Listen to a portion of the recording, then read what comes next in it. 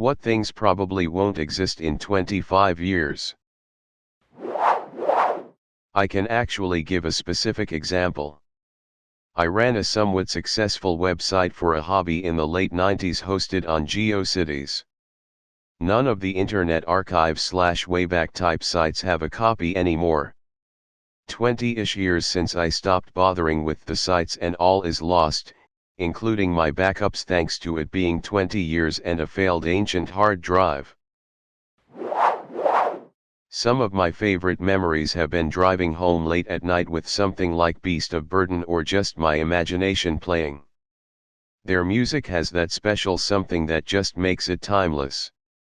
The Stones were my life's soundtrack all through high school and beyond. I even binged their unreleased outtakes, and I did my best to copy Mick's cool factor. It's amazing how many younger people you see at their concerts even now. I've been thinking about this. Might it be possible to somehow use encryption/blockchain to create a verifiably unedited video format? The idea being, the video gets locked away and encrypted with geotag data as it's captured, frame by frame. It could be opened and used without that ID data, but to verify via the encrypted ID data, you would need the device that captured the data. I know nothing about this stuff, so I'm probably showing my ass, but if someone knows why this couldn't be done, it might be informative to hear. Edit. Just to summarize my takeaways from this thread in case you don't want to dig, this is somewhere in the realm of feasible, in the works, already being done to the extent possible, or begging some pretty big questions, depending on who you ask. My reaction is that this might really be a branding/marketing problem, a need for an official stamp of approval, if you will, which might be solved if this becomes a bigger problem or if the underlying tech reaches a point of maturity. Payphones are required at public/community pools. Edit for those confused, payphones are required because they can be used to call 911 in an emergency, for free, without having to worry about coverage and service or anything else that can pop up in an emergency situation, unlocking a phone/allowing anyone including children to be able to call. Plus, EMS automatically knows exactly where you are. When I think elderly men, my mind still automatically goes to World War II vet. Then I remind myself this isn't the 90s/early 2000s anymore. I still think of the Vietnam vets as the middle-aged guys, now they're the elderly. Probably within this decade there'll be a headline saying last World War II vet dies. I remember reading a headline about the last World War I vet dying over a decade ago. Both of my grandfathers were World War II vets. They were both in their 30s when the war ended and they both died in 1994. Time is flying. For newer generations who watch older Disney movies, Lilo and Stitch will probably still introduce him to a lot of people, especially considering Disney still capitalizes on that franchise a ton through merch and their theme parks, and a live-action remake is possible. Also, I feel old referring to Lilo and Stitch as older when I remember seeing it on its opening weekend in theaters. I also remember the Elvis songs from it because my parents praised the movie for using them, to the point of buying the soundtrack and playing it constantly. I think in the past you might have been right. A lot of great performers like Cab Calloway have been mostly forgotten in spite of once having massive cultural influence. The reason I think Elvis will stick around is because of recording quality. Cab was also in movies and had a ton of hit records, but they were 78s. His movie appearances hold up, but all the recordings from his prime years just don't sound very good to modern ears. Elvis was recording about 20 years later, and the difference in quality is incredible. He may not carry the same cultural cash he once did, but a sizable amount of people will still develop an honest appreciation for his work because the recordings still convey subtle and complex emotion in his voice that you previously couldn't really capture. Many Redditors really have no idea how fast the late 40s arrive and how suddenly the mortality of your parents is really obvious and your own starts to become a serious consideration. My latest is working out what climate change effects my kid will be dealing with in 25 years' time. We will still be around but at the tail end of life while he is looking at a future and maybe family etc. and it'll be a grim outlook. The other thing Reddit doesn't get it, we aren't boomers. Our parents are, and trust me it drives us fucking insane, and we sure as shit aren't boomers and have zero intentions of ever being like. My great uncle is 99. He was shot down in AB-17, parachuted into a Dutch beet field and hid there until the Germans gave up looking. Dutch underground kept him safe for 3 weeks, handed him off to the Belgians, who got him to England for repatriation. He was sea kayaking until about 5 years ago. He's still mentally sharp but is starting to have health issues.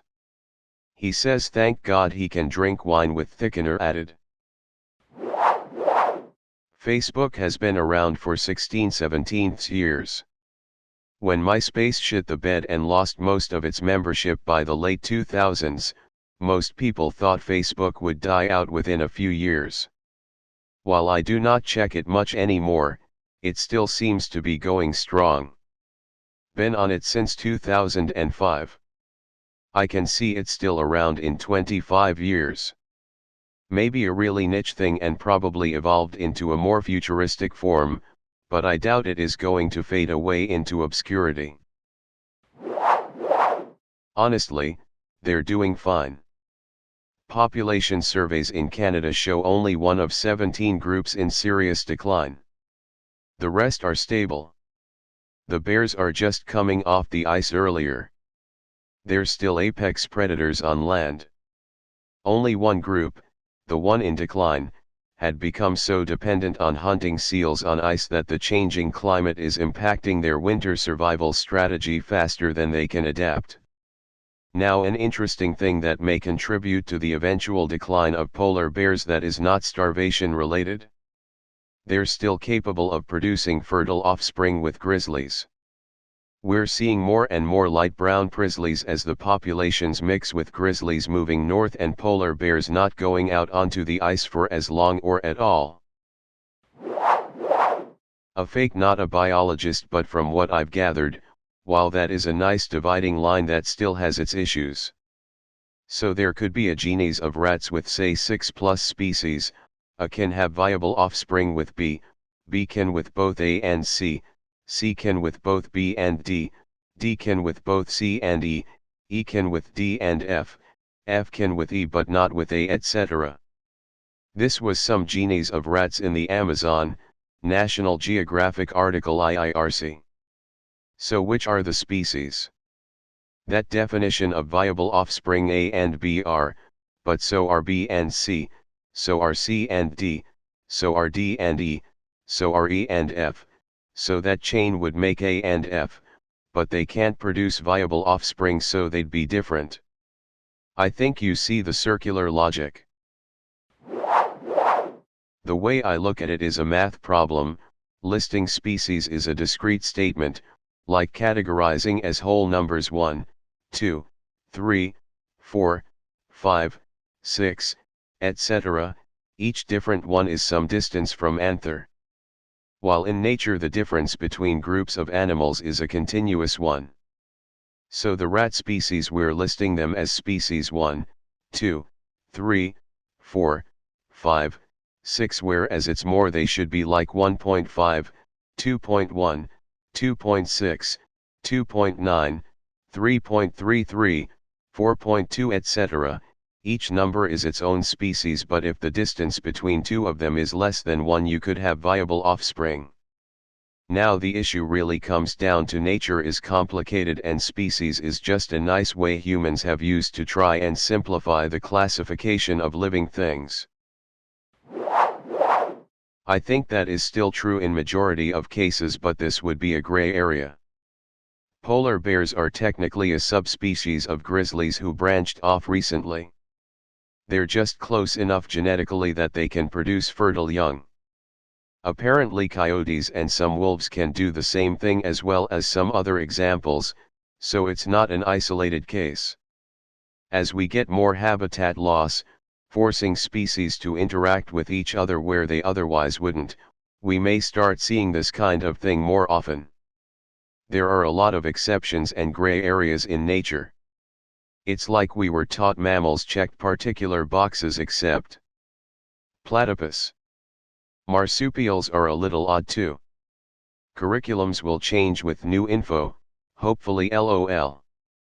Not sure what they're teaching exactly in school now though. Graduated college a bit ago, but I try to keep gasoline or internal combustion engine passenger cars. Most countries have now banned ICE cars after 2025 to 2035, which is accelerating the trend that was already there. While electric vehicles are only a few percentage of the market right now, they will be at cost parity within a few years, and after that will rapidly overtake the market. In 2008 nobody had a smartphone, and 10 years later virtually everyone did. The switchover will happen much faster than people realize. Yeah, but you can't really compare a smartphone to a car now. What changed with smartphones is capabilities in terms of internet access and whatever else. Even phones before the iPhone had some basic internet capability and apps, and the fact that they all ran the same way. Switching from ICE to EV involves many factors such as dedicated charging infrastructure, charging times, range anxiety, resale value, battery degradation and dependability. I'm sure you've heard of the recent Bolt/Kona recalls, weather influence, and maybe the most relatable to smartphones, upfront cost. I don't doubt it'll happen, but I see the current timelines as very liberal. Those government-mandated bans don't mean much until they're actually enforced. It's a good start at least. With our current understanding of abiogenesis, the statistics are vastly against there being life anywhere else. Polymeric structures created from nucleotides is a random process, even under perfect conditions, and to create big enough structures for even the most simple of self-replication abilities requires a few hundred nucleotides linking up perfectly in a certain way at a certain time, and those odds are vastly smaller than the universe is large. It's like shuffling a deck of cards and make a guess in which order your cards will come out as. You have 1 in a 8 times 1067 chance of being right, a number far bigger than all the planets in the observable universe. Crocs are such a simple shoe. Easy to not give a fuck about what happens to them. Need something quick to wear outside for 2 minutes in bad weather, maybe muddy patch in the yard? Crocs. No need to wear the good shoes. Crocs are kinda like outdoor slippers. Before Crocs, people would cut down their old rain boots into something ankle high, and use that for the time being. Preferably before they were too old and were leaking anyways. Cable/satellite subscriptions. Hell, we may be past streaming at that point as well. With the news this week that the NFL is looking to move Sunday Ticket off of DirecTV and onto Apple TV Plus, it's just the continuation of the death rattle for traditional content distribution. The biggest draw for people maintaining their subscriptions at this point has been live sports, but we're almost to the point where we can 100% pivot to streaming and not miss a thing. Truth. The ability of those with power, money, or influence to distort what is real is something that I think your average person has not come to grips with. An entirely new form of critical thinking will have to be adopted and, sadly, based on what I've seen in the last few years, the average human being will not be able to distinguish between the truth and utter bullshit. This will be especially true once video evidence can be distorted to fit certain narratives or agendas. The Internet. Between government takeover of transmission lines and the continued restriction of international access, not to mention increasing hacking directed at individuals, the Internet will be a series of regulated, restricted connections to particular addresses and no others. You'll hardly notice the difference. After all, your search engine brings you the same crud no matter what you ask it to show now. Oh, did I mention the licensing fees for access? Common sense, think about how stupid the average person is, then remember half the people are even dumber. Added to the fact that the population is just getting dumber as technology is able to do more and more for them, it seems reasonable to think that eventually people will be too stupid to know better as they don't have to do anything. I predict another wave of antique collecting is on the horizon. In the late 90s, mid-2000s it was really popular to collect, sell, flip old antiques just like you see on Antiques Roadshow. Collectibles are hot right now, they always are, but this time I think it's gonna be different. Ask yourself, what do you own that is truly unique? To own anything made in America pre-1945, is going to be such a huge flex by the year 2045. Professional truck drivers. I'd expect legislation to catch up to the technology of self-driving vehicles in the next 5 years or so, and considering the potential profits of having entire fleets of trucks that run all night, almost never wreck, and cost a fraction of a driver's wage to upkeep, I'd be amazed if the truck driving industry makes it to 25 years. Devil's advocate, I know fairly little about the trucking industry personally, so if anyone has a good reason to believe this isn't the case, I would love to hear about it. Unfortunately, I doubt video games being distributed in physical media will be a thing in 25 years. There's already an all-digital version of the Xbox One, the PS5, and the Series S. Plus PC gaming has been all-digital for years now. Now that the Switch is the only currently supported portable console, most portable gaming has gone to phones, which is 100% digital and has been since the N-Gage failed. This means that except for PC and Android phones, there will be only one place to get games for your consoles, no option to lend games to friends, no option to sell games, no option to buy used. If a game gets removed from the online store, then it'll never be obtainable again. There won't be a way to display your digital games on a shelf, nor show off your special editions. No more cool. VE heard lots of talk about this, so I'll mention it. The immense lack of variety in everyone's diets. I saw/heard some stuff online that over the next decades we'll probably be eating way more things that this planet has to offer than what we usually have been. Plants specifically. I think it's some stat like, 90% of people only ever eat 100 plants out of like 55,000, good chance it was less than this number though, like it could have been 35,000, edible plants that are in the world. Social media may largely be gone in 25 years. Reddit is a forum which is a tried and true successful staple of the internet at this point.